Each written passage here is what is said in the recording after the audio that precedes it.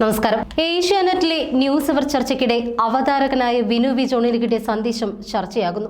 ചർച്ചയ്ക്കിടയിൽ കേരളത്തിലെ തന്നെ സീനിയർ അഭിഭാഷകനായ ശാസ്തമംഗലം അജിത്ത് വാട്സാപ്പിൽ അയച്ച സന്ദേശം അതുപോലെ തന്നെ ന്യൂസ് അവറിൽ വിനു വി ജോൺ വായിച്ചു. സ്വർണ്ണക്കൊള്ളക്കേസിലെ ഉണ്ണികൃഷ്ണൻ പോറ്റിയുടെ അഭിഭാഷകനാണ് ശാസ്തമംഗലം അജിത്ത്. എന്നെ കുടുക്കിയവരെ നിയമത്തിന് മുന്നിലെത്തിക്കും. പോലീസ് കസ്റ്റഡിയിലുള്ള ഉണ്ണികൃഷ്ണൻ പോറ്റി ഇങ്ങനെ വിളിച്ചു പറയാൻ കാരണം എന്തായിരിക്കും? ഈ ചർച്ചകൾക്കിടയിലാണ് ശാസ്തമംഗലം അജിത്തിന്റെ സന്ദേശവും. തീർത്തും അസാധാരണമാണ് ഈ സന്ദേശം.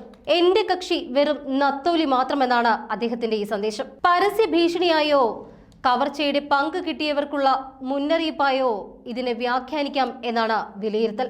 കേസ് പൂർണ്ണമായും തന്റെ മേൽ ഒതുക്കി രക്ഷപ്പെടാൻ ശ്രമിച്ചാൽ ഇതുമായി ബന്ധപ്പെട്ടവരെ താനും കൈവിടുമെന്ന പരസ്യ പ്രഖ്യാപനമാണ് ഉണ്ണികൃഷ്ണൻ പോറ്റി നടത്തിയത്.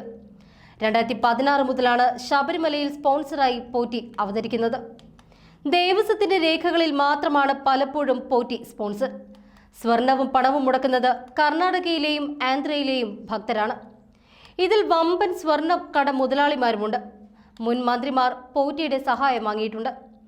പോറ്റി നടത്തിയ പല സമർപ്പണങ്ങളിലും ശബരിമലയ്ക്ക് നൽകാൻ ഭക്തർ നൽകിയ സ്വർണം വരെ പോറ്റി കൈവശപ്പെടുത്തിയെന്നും അന്വേഷണത്തിൽ കണ്ടെത്തിയിരുന്നു. ഉണ്ണികൃഷ്ണൻ പോറ്റിയെ സഹായിച്ചവരെല്ലാം തന്നെ ഇപ്പോൾ കരുതലിലാണ്. കേസിൽ കൂടുതൽ അറസ്റ്റ് ഉണ്ടാകുമെന്ന് തന്നെയാണ് സൂചന.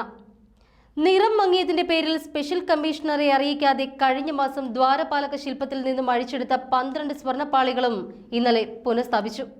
തുലാമാസ പൂജകൾക്കായി വൈകുന്നേരം നട തുറന്ന ശേഷമാണ് പുതുതായി സ്വർണം പൂശി സ്ട്രോങ് റൂമിൽ സൂക്ഷിച്ചിരുന്ന സ്വർണ്ണപ്പാളികൾ ശ്രീകോവിലിന് മുന്നിൽ എത്തിച്ചത്. തുടർന്ന് 1 മണിക്കൂറിനുള്ളിൽ ദ്വാരപാലക ശില്പത്തിൽ പാളികൾ സ്ഥാപിച്ചു. 2019 ഉണ്ണികൃഷ്ണൻ പോറ്റി ദ്വാരപാലക പാളികൾ ചെന്നൈ സ്മാർട്ട് ക്രിയേഷൻസിൽ എത്തിച്ച് സ്വർണ്ണ കവചം അഴിച്ചു മാറ്റിയ ശേഷമാണ് സ്വർണം പൂശിയത്.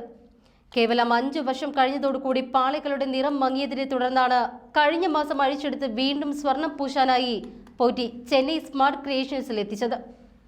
2016 മുതലുള്ള പോറ്റിയുടെ ഇടപാടുകൾ പരിശോധിച്ചു നോക്കിയാൽ LDF സർക്കാരിനും അത് വെല്ലുവിളിയാണ്. ഇടത് സർക്കാരിന്റെ കാലത്താണ് പോറ്റി സ്പോൺസറായി വിലസിയത്. ശബരിമല സ്വർണ്ണക്കൊള്ള നടത്തിയത് തിരുവിതാംകൂർ ദേവസ്വത്തിലെ ഉന്നതരുടെ ഒത്താശയോടു കൂടിയാണ് എന്ന് ഉണ്ണികൃഷ്ണൻ പോറ്റിയുടെ മൊഴിയാണ് ഇപ്പോൾ പ്രത്യേക അന്വേഷണ സംഘത്തിനുമുള്ളത്. ശബരിമല ദ്വാരപാലക ശില്പത്തിലെ സ്വർണ്ണപ്പാളിയും കട്ടിലയിലെ സ്വർണവും മാറ്റിയത് ദേവസ്വം ഉന്നതരുടെ ഒത്താശയോടെയാണ് എന്നും ഇതിനായി ഇവർ നടപടിക്രമങ്ങൾ പൂർത്തിയാക്കാൻ സഹായിച്ചുവെന്നും പോറ്റിയുടെ മൊഴിയിൽ പറയുന്നു. സഹായിച്ച ഉന്നതരെക്കുറിച്ചുള്ള കൂടുതൽ വിവരങ്ങൾ വിശദമായ ചോദ്യം ചെയ്യലിന് ശേഷമായിരിക്കും വ്യക്തമാക്കുക എന്നാണ് അന്വേഷണ സംഘം നൽകുന്ന സൂചന. സ്വർണ്ണക്കൊള്ള നടത്തിയതിൽ ചെന്നൈയിലെ സ്മാർട്ട് ക്രിയേഷൻസിന്റെ പങ്കുണ്ട് എന്ന് വ്യക്തമാക്കുന്ന മൊഴികളും ഉണ്ണികൃഷ്ണൻ പോറ്റി നൽകിയിട്ടുണ്ട് എന്നാണ് വിവരം. സ്വർണ്ണമോഷണം സംബന്ധിച്ച് വിവരമില്ല എന്നായിരുന്നു അന്വേഷണ സംഘം മൊഴിയെടുത്തപ്പോൾ സ്മാർട്ട് ക്രിയേഷൻസ് വ്യക്തമാക്കിയിരുന്നത്. ഉണ്ണികൃഷ്ണൻ പോറ്റിയുടെ മൊഴിയുടെ അടിസ്ഥാനത്തിൽ ഇക്കാര്യം പ്രത്യേക അന്വേഷണ സംഘം വിശദമായി തന്നെ പരിശോധിച്ച ശേഷമായിരിക്കും തുടർ നടപടികളിലേക്ക് കടക്കുക. സ്വർണ്ണപ്പാളി കടത്തുന്നതിനായി കൂട്ടുനിന്ന ഉദ്യോഗസ്ഥരടക്കം 10 പേരെ പ്രതിയാക്കി പ്രത്യേക അന്വേഷണ സംഘം FIR രജിസ്റ്റർ ചെയ്തിരുന്നു. പ്രത്യേക അന്വേഷണ സംഘത്തിന്റെ കസ്റ്റഡിയിൽ വിട്ട ഉണ്ണികൃഷ്ണൻ പോറ്റിയിൽ നിന്ന് 2 കിലോഗ്രാം സ്വർണം വീണ്ടെടുക്കാനുണ്ട് എന്ന് റിമാൻഡ് റിപ്പോർട്ടിൽ പറയുന്നു. സ്വർണ്ണപ്പാളിയിൽ നിന്നും കൊള്ള നടത്തിയതിൽ 394.9 ഗ്രാം സ്വർണം മാത്രമാണ് ശബരിമലയിൽ തിരികെ എത്തിയത്. 2 കിലോയോളം സ്വർണം കണ്ടെടുക്കാനായി പോറ്റിയെ കർണാടക, തമിഴ്നാട്, ആന്ധ്രാപ്രദേശ് അടക്കമുള്ള സംസ്ഥാനങ്ങളിൽ തെളിവെടുപ്പ് നടത്തേണ്ടതുണ്ട്.